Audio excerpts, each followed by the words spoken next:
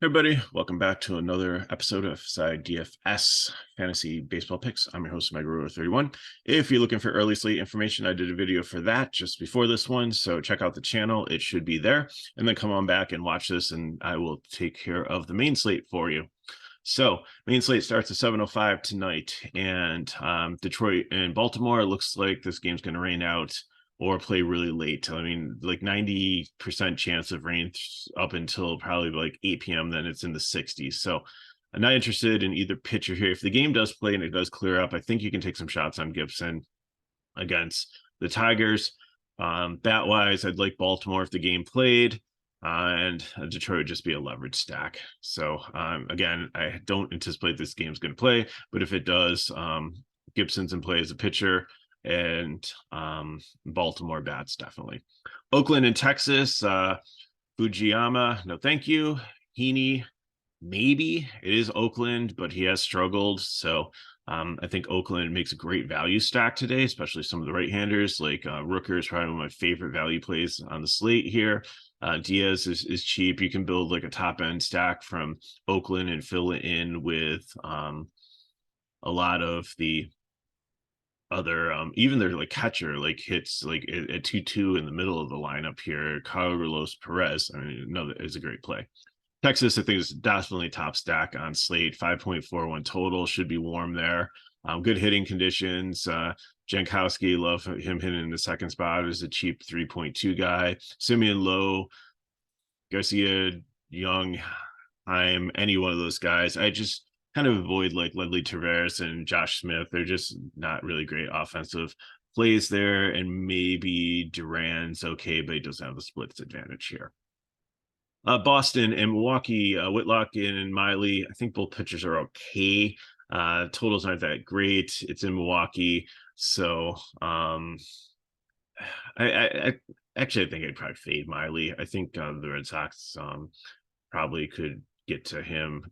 Whitlock I'm okay with because Milwaukee is like hit or miss. Not as bad as the Phillies, but they sometimes can hit, sometimes they can't. So but I think Whitlock is safe enough to play here. Probably I can get you anywhere from like 12 to 15 DK points, which at 7-2 is great for an SP2. Bat wise, Boston would probably be my fourth favorite GPP stack against Miley. And then I think they're both these. I should probably flip them. It should be Boston because I like the pitcher better, and then Milwaukee here. So they're both in play for GPP, but nothing super special here. If you need parts from them to fill out your lineup as one-offs, I'm good for that. Just pick guys with the splits advantage. Houston and Atlanta, wind blowing out 12 miles per hour in Atlanta, 68 degrees. So decent hitting weather here. Valdez and Kyle Wright. Valdez is a really good pitcher here. Atlanta does have some strikeouts. So I think he's my second favorite pitcher on the slate here with a little hesitation with the right-handed power. Might give up a couple home runs, but other than that, I think he'll have a pretty decent game. Right on the other side, I don't really like a ton, but I think in the mid-range without many options, he and Whitlock would be where I'd be looking because Houston's not the same Houston lineup without Brantley and Altuve and some of the other guys in it, but you know, they still bring some threat with Alvarez and Tucker. So again, the same scenario, might give up a couple runs, but still might get enough to make value and get in the same range as Whitlock, like probably the 12 to 15 point range on DK. With his pricing a little bit lower, I guess he's a little bit better value than Whitlock, and that's why I have him ranked above in the low category. Bat wise, I like the Houston side better. So especially like Alvarez and Tucker. So, you know, their cash stack, maybe GPP and Atlanta would just be a leverage stack because I think Valdez will have some high ownership. Might be a slate where you want to try to pay up for two pitchers here with the value that Oakland brings you. And the Texas stack, there's some cheap pieces that you can get into that too. San Diego and Arizona, Musgrove coming off of the disabled list. I don't know how far he's going to go. He had some rehab starts. He did have strikeouts there, but he did get roughed up and give up some runs. And Arizona, as we said, has been pesky. The roof is going to be open. It's supposed to be really hot there and great hitting weather. So I'm not too excited about them. I am excited about Merrill Kelly because here's a stat for you. San Diego, I think in the last 10 games, in one game put up 10 runs and one gun put up 7 runs.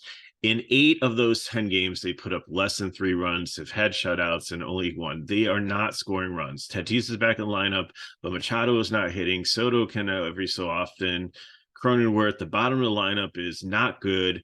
Merrill Kelly has been consistent, getting about 17 DK points per start.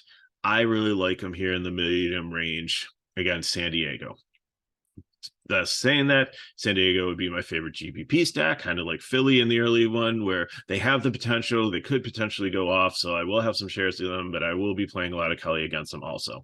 And I'm doing the same thing in the early slate as if you watch that video where I was playing Kyle Freeland in some lines and I'm playing Philly in some other lines. Kansas City and the Angels, Greinke against Anderson. Greinke, no thank you. Anderson, I think, has some upside here against Kansas City. Not a great team. Angels would be a second favorite stack on the slate. Greinke's terrible. Bullpen behind him's terrible. Angels do have a good bullpen, though. So, that kind of diminishes KC, but I think there's some cheap pieces if you need to fill them in. And again, the Angels are so expensive. And it's hard on FanDuel because, you have like 4 outfielders there because Ohtani doesn't have first base eligibility. But do you want to do that? Do you want to do a wraparound stack? We'll talk about that. So let's look at some builds, get you on the way for the rest of your weekend. In cash, Castillo definitely a top pitcher. If you can want to play up for Valdez, or if Gibson plays, if 2, that's fine. Probably going to go like Kelly or Anderson as my SP2. Texas, I love it. Heim, Lau, Semien, Jankowski, and Rooker.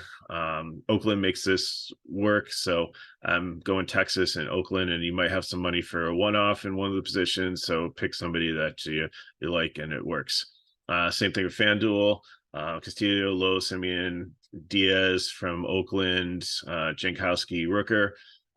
Here you do have money for a nice one-off, so just probably play it in your utility, and I think I ended up with about 3,200 left, so figure out your favorite guy there and plug them in. And then for GPP, definitely starting Kelly here. Again, if you want to pay up for your other pitcher or go somebody in the mid-range like White or Whitlock, I think that's where I'm going. But I'm going to punt catcher. Hopefully Perez plays for Oakland in the 6th spot there with a split advantage. Really like that. Ohtani, going to fill in with Seattle, Wong and Suarez. Shortstop, you have to figure out if you want to go with an Angels guy or take a one-off there. Trout, Renfroe, and then, which other do you want to play? Ward there? Do you want to play J-Rod to get in your Seattle stack?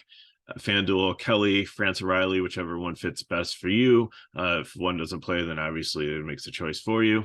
Suarez at third base, Trout, Ohtani, J-Rod, and then I guess figure out if you want Ward or Renfroe as your other outfielder. I'd probably play that one in the utility spot. So that's what I got for you for the main slate. So if you have any questions, put them in the chat below. Hit me up at MegaRotor31 on Twitter.